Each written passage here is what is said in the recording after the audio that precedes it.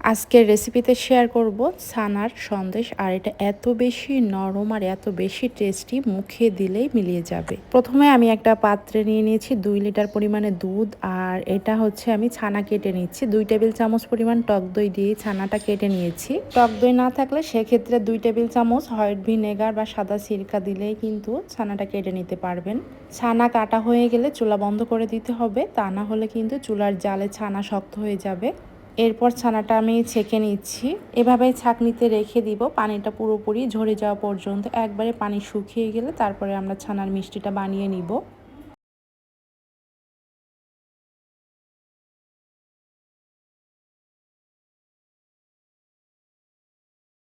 হালকা গরম থাকতে ছানা আমি পাত্রে নিয়ে নিচ্ছি। যে পাত্রে আমরা ছানার মিষ্টিটা বানাবো সেই হাঁড়িতে নিয়ে নিয়েছি।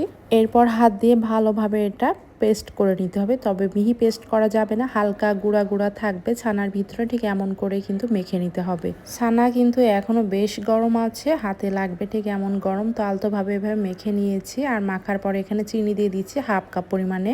চিনিটা ভালো করে মেখে নেওয়ার পরে এখানে গুঁড়ো দুধ দিয়ে দিব 1/3 কাপ পরিমাণে।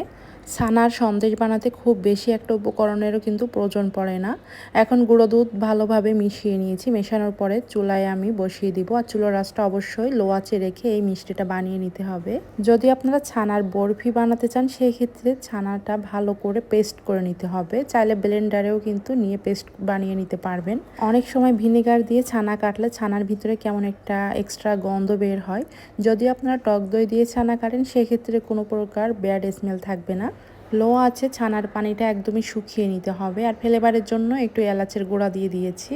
যারা এলাচের ফ্লেভার পছন্দ করেন না তারা এটা বাদ দিতে পারবেন। চাইলে দারচিনি বা তেজপাতাও দিয়ে দিতে পারবেন। যেটার ফ্লেভার পছন্দ হয় সেটা অ্যাড করে দিতে পারবেন, চাইলে না দিলেও চলবে। পানিটা পুরোপুরি শুকিয়ে গেলে আমি যে পাত্রে এটা সেট করব সেই পাত্রে নিয়ে নিচ্ছি। এখানে কোনো প্রকার লবণও কিন্তু দেওয়া যাবে না। অনেকে হয়তো আবার বলতে পারবে যে লবণ দেয়নি কেন। আমি একটা পাত্রে নিয়ে নিয়েছি বেকিং পেপার, তার উপরে ভালো করে ছেদ করে নিই। এটা যেহেতু আমি স্কোয়ার শেপ করে কেটে নিব, এই জন্য 4 কোণা একটা মোল্ডে এটা ছেদ করে নিয়েছি। আর উপর দিয়ে একটু সুন্দর দেখার জন্য পেস্তা বাদাম কুচি করে দিয়ে দিচ্ছি। হাতের নাগালে থাকা যে কোনো ড্রাই ফ্রুটসও এখানে অ্যাড করে দিতে পারবেন, দেখতেও ভালো লাগবে, সেই সাথে খেতেও ভালো লাগবে। এখন এটা ঠান্ডা করে নিব। আর স্বাভাবিক তাপমাত্রায় আসলে একটু ফ্রিজে রেখে তারপরে এটা কেটে নিতে পারবেন, এতে করে খুব সুন্দরভাবে সেট হয়ে যাবে।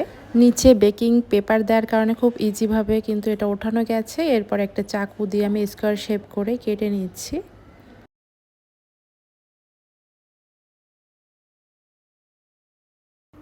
সবগুলো কাটা হয়ে গেছে। এখন আমি একটা পাত্রে নিয়ে নিচ্ছি। আর এটা মাশাআল্লাহ দেখতে অনেক বেশি আকর্ষণীয় লাগতেছিল, আর এটা খেতেও কিন্তু অনেক বেশি টেস্টি ছিল।